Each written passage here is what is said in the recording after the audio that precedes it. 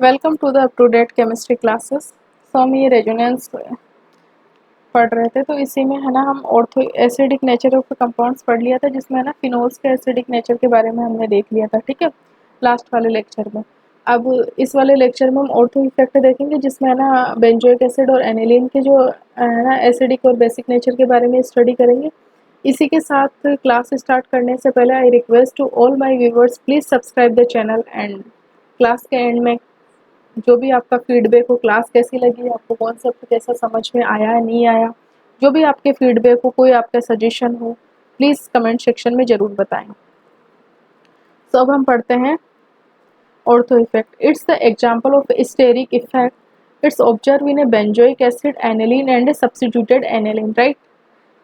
Steric effect का ये एक एग्जांपल है ऑर्थो इफेक्ट, और ये किस किस में ऑब्जर्व होता है। एक तो बेंजोइक एसिड में होता है, एक एनिलीन में, और ये सब्स्टिट्यूटेड एनिलीन है। मतलब ये जो हाइड्रोजन है, अगर किसी एल्काइल ग्रुप से अगर सब्स्टिट्यूटेड हो जाता है, जैसे कि अगर एक हाइड्रोजन सब्स्टिट्यूटेड हुआ है या फिर दोनों ही हाइड्रोजन सब्स्टिट्यूटेड हो जाए, तो इन्हें क्या बोलेंगे हम? सब्स्टिट्यूटेड एनिलीन बोलेंगे।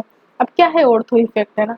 ऑर्थो सब्स्टिट्यूटेड जो बेंजोइक एसिड में अगर हम ऑर्थो इफेक्ट देखते हैं, सबसे पहले स्टेरिक इफेक्ट है। सबसे पहले तो ये बात ध्यान रखो, ऑर्थो सब्स्टिट्यूटेड जो बेंजोइक एसिड होते हैं ना, वो मोर एसिडिक होते हैं in nature, and its acidic nature is independent on a nature of a substituent, whether it's electron withdrawing group or a electron releasing group।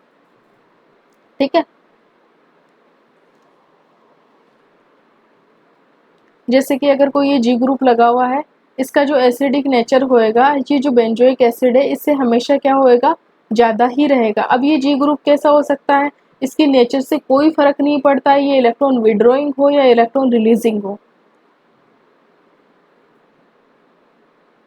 ठीक है, दोनों में जो सबसे ज़्यादा एसिडिक कौन सा रहेगा? वो ऑर्थो जो सब्स्टिट्यूएंट रहेगा ना, ऑर्थो सब्स्टिट्यूएंट, वो ही सबसे ज़्यादा एसिडिक रहेगा। अब इसकी एक्सप्लेनेशन क्या है, यहाँ पे है ना कुछ एग्जांपल्स दे रखे हैं, जिनका यहाँ पे हमने कंपैरिजन किया है। यहाँ पे एक COOH है, ठीक है। अब इसका रीजन क्या होता है कि जैसे ये है ना ये कॉन्जुगेट एसिड है, ठीक है। अगर इसमें से H+ निकलेगा तो ये क्या बनेगा? कॉन्जुगेट बेस बनेगा, और इसकी स्टेबिलिटी जितनी ज़्यादा होगी कॉन्जुगेट बेस की, इसका एसिडिक नेचर क्या होगा कि उतना ही ज़्यादा रहेगा। और ये जो कॉन्जुगेट एसिड है, इसकी जो सबसे ज़्यादा स्टेबिलिटी किससे बताई जाती है? इक्विवेलेंट रेजोनेटिंग स्ट्रक्चर्स से, ठीक है। ये इक्विवेलेंट रेजोनेटिंग स्ट्रक्चर, और ये वाली कैसी है? ये जो abnormal, because of this abnormal resonating structure stability, ये वाली जो अगर रिंग के साथ अगर ये कॉन्जुगेशन में चला जाता है नेगेटिव चार्ज, ठीक है, अगर रिंग के साथ अगर ये कॉन्जुगेशन में चले गए, तो इस कंडीशन में क्या होता है कि एबनॉर्मल रेजोनेटिंग स्ट्रक्चर है, ठीक है। तो इसमें क्या होता है कि जो कॉन्जुगेट बेस होता है ना, स्टेबिलिटी उसकी डिक्रीज हो जाती है ना। ठीक है, नॉर्मल की बात कर रहे हैं, अगर कोई बेंजोइक एसिड है, उसमें दो टाइप के रेजोनेटिंग स्ट्रक्चर है। ये वाली तो कैसी है? इक्विवेलेंट रेजोनेटिंग स्ट्रक्चर है, ठीक है। लेकिन अगर इस वाले रेजोनेंस को रोक तो नहीं सकते हैं, तो इस वाले रेजोनेंस के कारण भी क्या होता है, ये है ना एबनॉर्मल रेजोनेटिंग स्ट्रक्चर, तो इसके कारण क्या होता है? कॉन्जुगेट ये वाली जो रेजोनेटिंग स्ट्रक्चर है, इसके कारण क्या होता है कि कॉन्जुगेट बेस की स्टेबिलिटी डिक्रीज हो जाती है, ठीक है। स्टेबिलिटी डिक्रीज, अब स्टेबिलिटी क्यों डिक्रीज होती है कॉन्जुगेट बेस की? यहाँ पे देखिए, जो ये तो इक्विवेलेंट रेजोनेटिंग स्ट्रक्चर है, ठीक है। अब यहाँ पे देखिए जो पॉजिटिव चार्ज किस पे आ रहा, इक्विवेलेंट रेजोनेटिंग स्ट्रक्चर रहती है ना, वो मोर स्टेबल रहती है, राइट। अब लेकिन जो ऑर्थो सब्स्टिट्यूटेड जो बेंजोइक एसिड है, उसमें क्या होता है, ये जो कोई जी ग्रुप लगा हुआ है ऑर्थो पोजीशन पे, और ये जो COH ग्रुप है, इसके बीच में रिपल्शन होता है। अब ये COH ग्रुप क्या चला जाता है? आउट ऑफ द प्लेन चला जाता है, out of the plane of the benzene ring. Benzene ring क्या स्टेरिक रिपल्शन हुआ यहाँ पे, और ये जो COH ग्रुप हो गया ना, आउट ऑफ द प्लेन चला गया, ठीक है। इसके कारण क्या हो गया कि ये जो एबनॉर्मल जो रेजोनेंस हो रहा था, ये वाला जो रेजोनेंस हो रहा था, ये वाला रेजोनेंस क्या हो गया कि स्टॉप हो गया, ये रेजोनेंस नहीं हो रहा। तो ये रेजोनेंस नहीं हो रहा, तो इक्विवेलेंट रेजोनेटिंग स्ट्रक्चर बनी, ये ओनली ये वाला रेजोनेंस ही हो पा रहा है इसमें ना, ये वाला तो हो ही नहीं पा रहा। ये वाला रेजोनेंस जो है, ये वाला रेजोनेंस तो हो ही नहीं पा रहा। एसिडिक नेचर, इसीलिए क्या होता है कि जो ऑर्थो सब्स्टिट्यूटेड जो रहता है ना, अब वो ग्रुप इलेक्ट्रॉन रिलीजिंग है, विड्रॉइंग है, कोई फर्क नहीं पड़ता, वो स्टेरिक रिपल्शन दे देगा और इस COH को आउट ऑफ द प्लेन भेज देगा, ठीक है। इसीलिए क्या होगा कि जितने भी ऑर्थो सब्स्टिट्यूटेड बेंजोइक एसिड रहेंगे उनका एसिडिक नेचर इंक्रीज होएगा, abnormal resonating structure does not exist, so stability of A conjugate base की इंक्रीज हो जाएगी और एसिडिक नेचर फाइनली क्या होगा कि इंक्रीज हो जाएगा। ये इसकी एक्सप्लेनेशन हो गई। ठीक है, अब इसमें देखिए ये डिफरेंट डिफरेंट एग्जाम्पल से देखिए, इलेक्ट्रॉन रिलीजिंग है, इलेक्ट्रॉन विड्रॉइंग इफेक्ट है, इसमें भी प्लस आर इफेक्ट लगता है। ये इलेक्ट्रॉन रिलीजिंग है, इलेक्ट्रॉन विड्रॉइंग है, ये इलेक्ट्रॉन विड्रॉइंग है। सब में जो ऑर्थो जो सब्स्टिट्यूएंट है ना सबसे ज़्यादा एसिडिक रहेगा। क्यों? क्योंकि CO out of the plane चला गया और एबनॉर्मल रेजोनेटिंग स्ट्रक्चर तो बन नहीं रही है, इसलिए कॉन्जुगेट बेस हाईली स्टेबल है ऑर्थो सब्स्टिट्यूएंट का।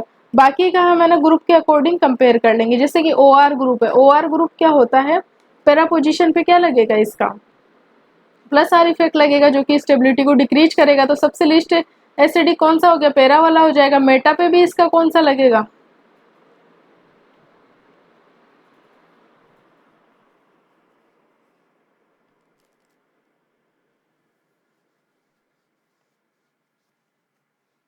मेटा पोजीशन पे क्या लगेगा, इसका माइनस आई इफेक्ट लगेगा। तो OR ग्रुप का तो ये ज़्यादा एसिडिक रहेगा देन द सिंपल। तो ortho, Meta, simple and para. अगर क्लोरीन है तो इसका कौन सा माइनस आई इफेक्ट लगता है, ठीक है। तो ऑर्थो तो सबसे ज़्यादा एसिडिक हो गया, फिर मेटा हो जाएगा, फिर पैरा हो जाएगा और फिर सिंपल हो जाएगा। फ्लोरीन का कौन सा प्लस आर इफेक्ट लगेगा, सबसे ज़्यादा ऑर्थो हो जाएगा और पैरा सबसे लेस स्टेबल हो जाएगा क्योंकि प्लस आर इफेक्ट लग रहा है इसका। फिर मेटा पोजीशन पे फ्लोरीन का माइनस आई इफेक्ट लगेगा तो मेटा एसिडिक हो जाएगा देन द सिंपल से। अगर CH3 है तो इसका प्लस H इफेक्ट लग रहा है, और तो सबसे एसिडिक हो गया, प्लस H लग रहा है, तो पैरा इसका सबसे लीस्ट एसिडिक हो गया। और इसी के साथ है ना इसका कौन सा लग रहा है, प्लस आई इफेक्ट भी लग रहा है। तो जो सिंपल होगा ना वो ज़्यादा एसिडिक होएगा देन मेटा से। नाइट्रो ग्रुप की बात करते हैं, माइनस आर इफेक्ट लग रहा है सबसे ज़्यादा, और तो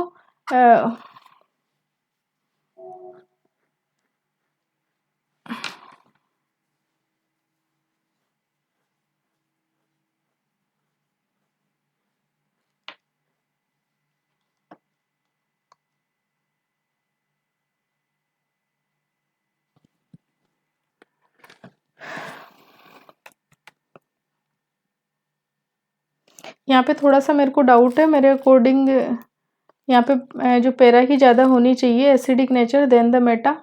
तो NO2 के केस में एक बार और चेक कर लेंगे इसको।